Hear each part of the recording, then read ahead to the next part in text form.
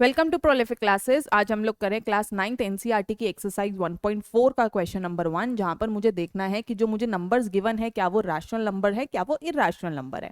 तो थोड़ा सा रिवाइज कर लेते हैं। रैशनल नंबर्स कौन से होते थे? जिनका डेसिमल एक्सपेंशन या तो टर्मिनेटिंग हुआ करता था, and if it is non terminating तो उसके साथ साथ उसको रिपीटिंग होना भी जरूरी है। वहीं इरैशनल नंबर्स कौन से हुआ करते थे? जिनका डेसिमल एक्सपेंशन नॉन टर्मिनेटिंग के साथ साथ नॉन रिपीटिंग भी होता है। पर इन गिवन क्वेश्चंस के अंदर हमें किसी भी नंबर की डेसिमल एक्सपेंशन नहीं देखनी है। हमें थोड़ी बेसिक नॉलेज होनी चाहिए कि क्या मुझे देखकर पता चल रहा है कि आंसर एक रैशनल नंबर है या वो इरैशनल नंबर है। तो कैसे पहचानते हैं, इसकी वीडियो मैंने ऑलरेडी पिछले वीडियोस के अंदर डाल रखी है, तो आप वहां से जाके चेक कर सकते हैं। तो हम स्टार्ट कर रहे हैं क्वेश्चन नंबर 1। क्वेश्चन कह रहे हैं classify the following numbers as rational और इरैशनल। तो जैसे मुझे दे रखा है फर्स्ट पार्ट 2 माइनस रूट 5, तो ऑब्वियसली मुझे रूट 5 की डेसिमल एक्सपेंशन करके चेक नहीं करना, मुझे देखकर पता होना चाहिए कि अगर मेरे पास रूट 5 एक नॉन परफेक्ट स्क्वायर का क्यूब स्क्वायर रूट है, दैट मीन्स ये एक इरैशनल नंबर होगा।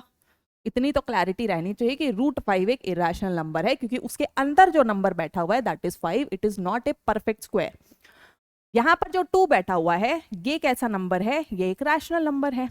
तो यहाँ पर इनडायरेक्टली एक रैशनल नंबर में से इरैशनल नंबर को सब्ट्रैक्ट करा जा रहा है, जिसमें हमें पता होना चाहिए कि आंसर हमेशा इरैशनल ही आता है। नेक्स्ट पार्ट देखते हैं। नेक्स्ट पार्ट में कुछ सिंप्लीफिकेशन करने के बाद मुझे जजमेंट करनी है कि क्या वो नंबर रैशनल है या वो इरैशनल है। तो सिंप्लीफाई मतलब हमें सिंपली उसके ब्रैकेट को ओपन करना है। तो अगर मैं यहां से देखूं तो ब्रैकेट ओपन करने के बाद यहां पर 3 plus root of 23 minus root of 23 बच जाएगा, जहां से मुझे क्लियरली पता चल रहा है कि हमारे पास ये दो नंबर्स तो कैंसिल आउट हो रहे हैं और फाइनल आंसर मेरे पास बच रहा है 3, जिसको देखकर ही मुझे पता है कि ये नंबर कैसा है? रैशनल है। बहुत इजी होते हैं ये क्वेश्चंस। तो नेक्स्ट पार्ट देखते हैं। नेक्स्ट पार्ट कह रहा है 2√7 अपॉन 7√7। तो अगेन मुझे थोड़ा बहुत क्वेश्चन जितना हम सिंप्लीफाई कर सकते हैं मुझे वो करना है, मुझे डेसिमल एक्सपेंशन में नहीं घुसना है। हमें देखकर अंदाजा रहना चाहिए कि नंबर एक रैशनल नंबर गिवन है या फिर वो इरैशनल नंबर गिवन है। जैसे यहां पर अगर हम लोग बात करें तो मुझे क्लियर दिख रहा है कि √7 और √7 एक न्यूमरेटर में है और एक डिनोमिनेटर में है, that means they will be cut out. तो फाइनल आंसर मेरे पास बचता है 2/7। तो 2/7 एक कैसा एक्सपेंशन होगा? अब यहां पर मुझे चेक करना पड़ेगा। अगर आपको याद हो तो अगर हम लोग डिनोमिनेटर को चेक करें तो denominator is not of the form 2 की पावर m या 5 की पावर n, दैट मींस ये पूरा नंबर जो होगा वो नॉन टर्मिनेटिंग होगा।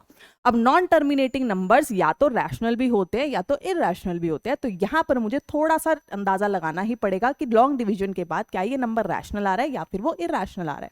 तो अगर आप इसको लॉन्ग डिवीजन करते हो रफ वर्क के अंदर तो ये नंबर इरैशनल आएगा, दैट मींस इसकी डेसिमल एक्सपेंशन नॉन टर्मिनेटिंग भी होगी और नॉन रिपीटिंग भी होगी। नेक्स्ट देखते हैं। नेक्स्ट कह रहा है 1/√2। अगेन अगर मेरे पास न्यूमरेटर के अंदर एक रैशनल नंबर है, डिनोमिनेटर के अंदर एक इरैशनल नंबर है,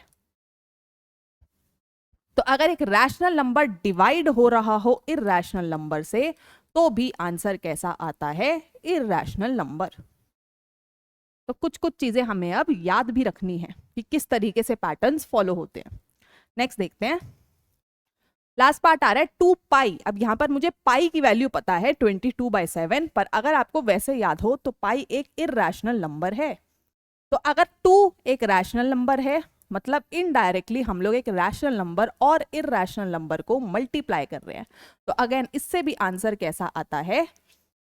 इरैशनल।